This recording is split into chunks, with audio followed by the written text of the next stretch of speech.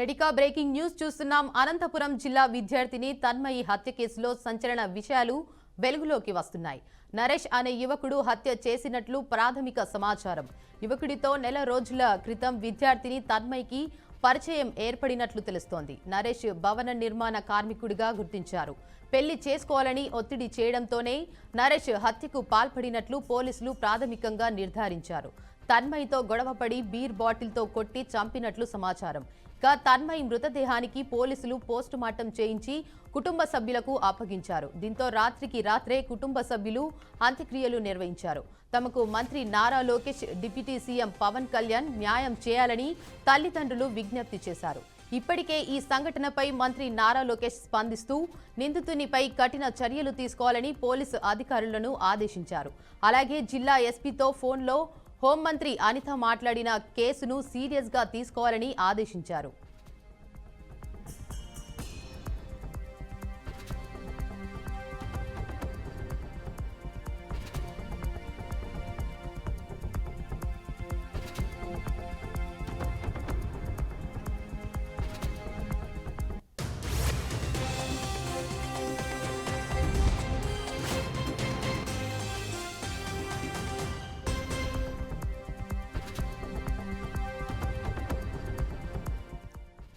అనంతపురం జిల్లా విద్యార్థిని తన్మయి హత్య కేసులో సంచలన విషయాలు వెలుగులోకి వస్తున్నాయి. నరేష్ అనే యువకుడు హత్య చేసినట్లు ప్రాథమిక సమాచారం. యువకుడితో నెల రోజుల క్రితం విద్యార్థిని తన్మయికి పరిచయం ఏర్పడినట్లు తెలుస్తోంది. నరేష్ భవన నిర్మాణ కార్మికుడిగా గుర్తించారు. పెళ్లి చేసుకోవాలని ఒత్తిడి చేయడంతోనే నరేష్ హత్యకు పాల్పడినట్లు పోలీసులు ప్రాథమికంగా నిర్ధారించారు. తన్మయితో గొడవపడి బీర్ బాటిల్తో కొట్టి చంపినట్లు సమాచారం.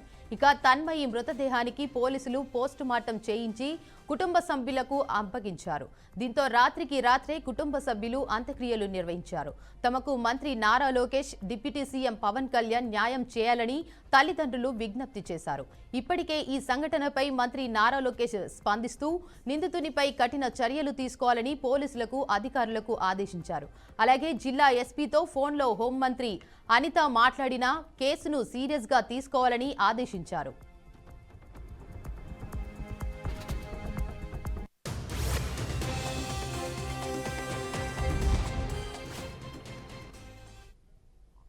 నెల్లూరు జిల్లా బాలాజీనగర్లో సైడ్ డ్రైన్ పూడికతీత పనులను మంత్రి పొంగూరు నారాయణ పరిశీలించారు. పనులను వేగవంతం చేసేందుకు ప్రత్యామ్నాయ మార్గాలు చూడాలని అధికారులను ఆదేశించారు. గత 5 ఏళ్లలో డ్రైన్లో సెల్ట్ పేరుకుపోయిందని తెలిపారు. 50 కోట్ల రూపాయలతో రాష్ట్ర వ్యాప్తంగా 123 మున్సిపాలిటీల్లో సిల్ట్ పనులు జరుగుతున్నాయని అన్నారు. నెలకరు కల్లా నెల్లూరులో పనులు పూర్తి అవుతాయని వెల్లడించారు. నాకు మున్సిపల్ శాఖ మంత్రిగా నాకు ఆదేశించిందంటే సిల్ట్ ఫస్ట్ తీయించండి అన్నారు. దానికి స్పెషల్గా ఒక 50 కోట్లు గ్రాంట్ కూడా ఇచ్చారు. ఈ రాష్ట్రంలో ఉన్న 123 మున్సిపాలిటీస్ తీయడానికి ఒకసారి సిల్ట్ తీశారు. రాష్ట్రం అంతా మొదలుపెట్టాం సిల్ట్. ఆ నేపథ్యంలో నెల్లూరులో కూడా యాక్చువల్గా సిల్ట్ తీసే కార్యక్రమం చిన్న కెనాల్స్లో, పెద్ద కెనాల్స్లో పోయినసారి తీసాము. ఈరోజు రాష్ట్రంలో ఉన్న 123 మున్సిపాలిటీస్కి ఒక ప్రణాళిక ప్రకారం యాక్చువల్గా ఈరోజు పోతున్నాము. త్వరలో అంటే ఈ నెలాఖరు లోపల Amrut scheme, Asian infrastructure investment bank, ఈ రెండింటి ద్వారా వచ్చే వాటర్ ప్రాజెక్ట్ ప్రతి ఇంటికి కొళాయి. ముఖ్యమంత్రి గారు చాలా క్లియర్గా ఎలక్షన్ చెప్పారు, ప్రతి ఇంటికి కొళాయి ఇస్తామని. ఆ నేపథ్యంలో 13,000 కోట్ల రూపాయలతో ఈ నెలాఖరు లోపల టెండర్లు వస్తున్నాయి. ఖజానా ఖాళీ, 10 లక్షల కోట్లు అప్పు చేసి వెళ్ళారు. వాటి తీర్చే బాధ్యత మనది. మీరు అందరూ కట్టే ట్యాక్స్ మీద తీరుస్తున్నాం. అంటే బోర్లేసి వచ్చే వాటర్ కాదు. ముఖ్యమంత్రి గారు చాలా క్లియర్గా చెప్పారు, సర్ఫేస్ వాటర్ ఎక్కడైతే వాటర్ నదుల్లో ఫ్లో అవుతుంటుందో అక్కడి నుంచి తీసి ట్రీట్ చేయాలని ఆ కార్యక్రమం జరుగుతుంది.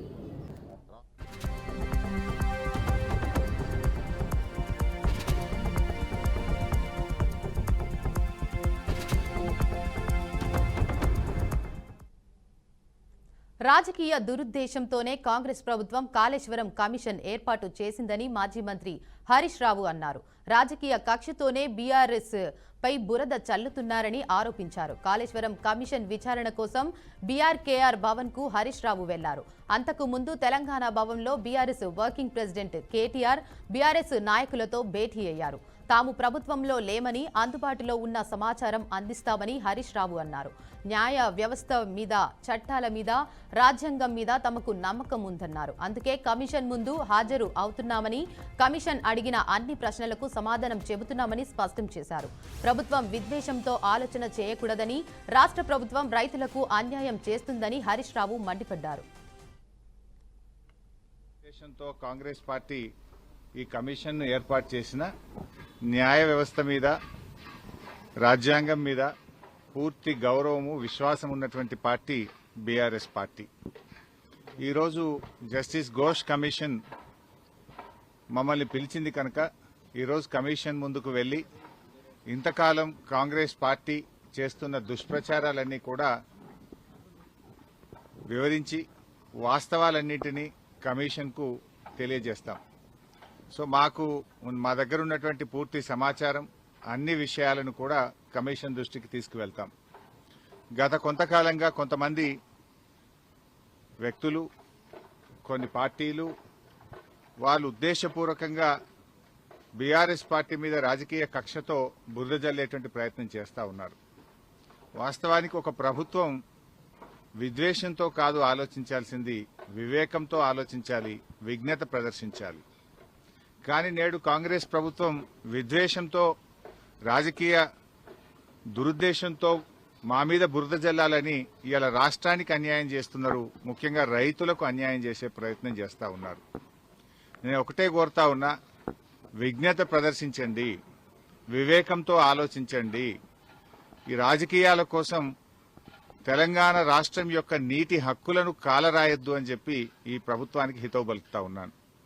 సరే, అంతిమంగా ఎందుకంటే మాకు రాజ్యాంగం మీద, దేవుడి మీద నమ్మకం ఉన్నటువంటి పార్టీ, అంతిమంగా న్యాయం గెలుస్తుంది, ధర్మం నిలబడుతుంది, వాస్తవాలు ప్రజలకు అర్థమవుతాయి. అందువల్ల ఈరోజు కమిషన్ ముందుకు వెళ్తున్నాం. కమిషన్ మమ్మల్ని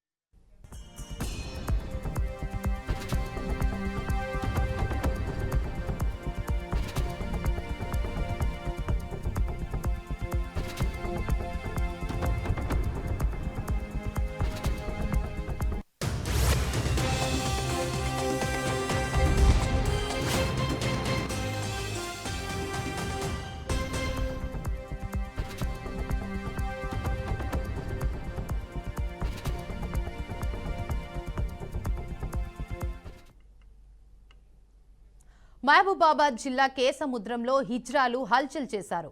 హరిహర గార్డెన్స్ లో జరిగిన ఓ వివాహ కార్యక్రమాల్లో హిజ్రాలు రెచ్చిపోయారు.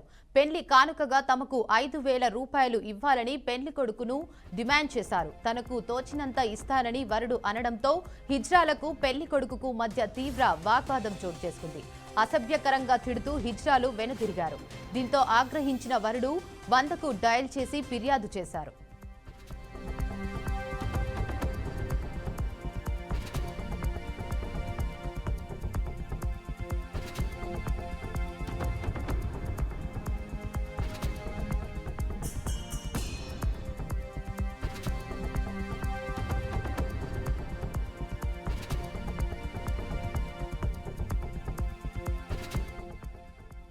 బ్రేకింగ్ న్యూస్ చూస్తున్నాం. మహబూబాబాద్ జిల్లా కేసముద్రంలో హిజ్రాలు హల్చల్ చేశారు.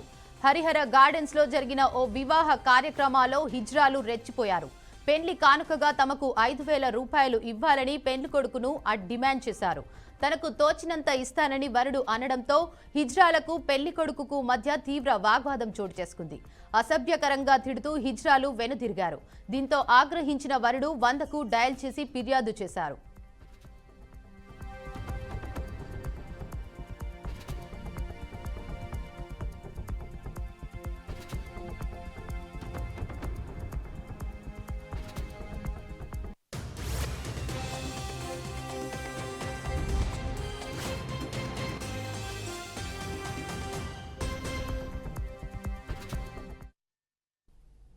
మహబూబాబాద్ తొర్రూరు మండలం పథేపురంలో రోడ్డు ప్రమాదం చోటు చేసుకుంది. హైవేపై వెళ్తున్న లారీని మరో గ్రానైట్ లారీ ఢీకొట్టింది. ప్రమాదంలో డ్రైవర్ అక్కడికక్కడే మృతి చెందాడు. సమాచారం అందుకున్న పోలీసులు ఘటనా స్థలానికి చేరుకొని కేసు నమోదు చేసి దర్యాప్తు చేపట్టారు. మృతుడు దేరుంగుల బాలరాజుగా పోలీసులు గుర్తించారు.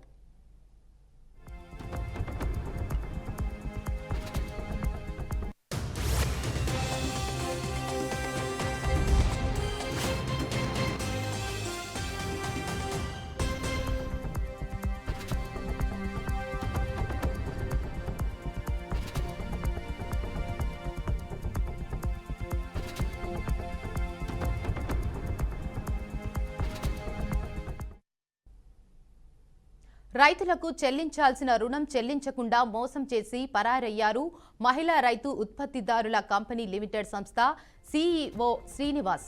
నిర్మల్ జిల్లా కుబీర్ లోకేశ్వరం మండలాలకు చెందిన మహిళా రైతులు ఉత్పత్తిదారుల కంపెనీ లిమిటెడ్ చేరారు. సుమారు 108 మంది మహిళా రైతులను చేరుకున్న ఉత్పత్తిదారులు కంపెనీ లిమిటెడ్ సంస్థ మహిళా రైతుల నుంచి మక్కా, సోయాబీన్, కందుల, జొన్నలను కొనుగోలు చేస్తున్నారు. అయితే కొంతకాలంగా పంటలకు సంబంధించిన ₹1 కోటి బకాయిలను చెల్లించకుండా సీఈఓ ఇబ్బంది పెడుతున్నాడని మహిళా రైతులు ఆరోపిస్తున్నారు. ఈ విషయంపై గట్టిగా నిలదీయడంతో సీఈఓ శ్రీనివాస్ పరారయ్యారని తెలిపారు. దీంతో పోలీసులకు ఫిర్యాదు చేశారు మహిళా రైతులు. అధికారులు స్పందించి తమకు రావాల్సిన పంటల డబ్బులను ఇప్పించాలని బాధిత రైతులు కోరుతున్నారు. సిఎల్ అనే కంపెనీలో సభ్యత్వం తీసుకున్నాం సార్. కాకపోతే ఏమైందంటే మేము మొక్కజొన్నలు ఆ కంపెనీలో వేసినాం సార్. ఒక 26/4/2025 వేసినాం సార్. 15 రోజుల్లో మాకు డబ్బులు వస్తాయని ఆ కంపెనీలో పనిచేసే సీఈఓ గారు చెప్పారు సార్. దానికోసం మేము దాంట్లో కొంచెం రేట్ ఎక్కువ వస్తాయని వేసినాం సార్. అయితే ఒక 10 రోజుల తర్వాత అతని దగ్గరికి వెళ్తే అతను మాకు చెక్కులు ఇచ్చాడు సార్. చెక్కులు 2వ తారీఖు ఇచ్చాడు సార్. ఆయన 2వ తారీఖు చూసే వరకు అకౌంట్లో డబ్బులు లేవు సార్.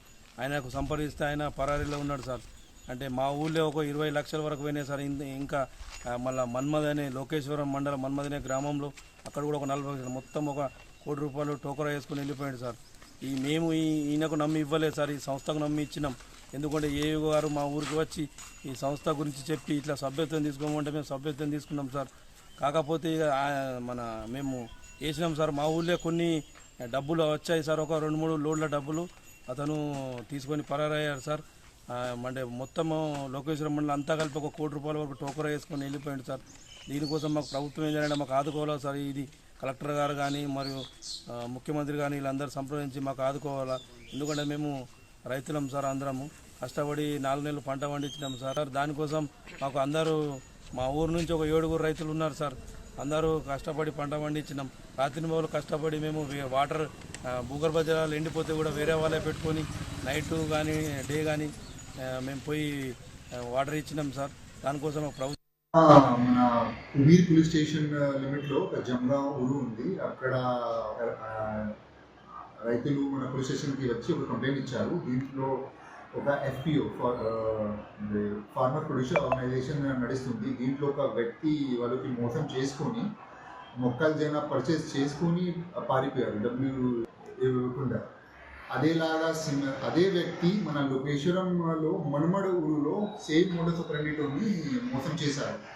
దీని మీద మన కుబీర్ పోలీస్ స్టేషన్లో ఎఫ్ఐఆర్ నిన్న జరిగింది. అదేలాగా ఈరోజు లోకేశ్వరంలో ఎఫ్ఐఆర్ రిజిస్ట్రేషన్ చేయడం జరుగుతుంది. సో ప్రాపర్ సెక్షన్ పెట్టుకొని మేము ఇన్వెస్టిగేషన్ చేస్తున్నాం. ఇవి ఇప్పటివరకున్న బులెటిన్ అప్డేట్స్. చూస్తూనే ఉండండి బీఆర్కే న్యూస్ తెలుగుడి సత్తా.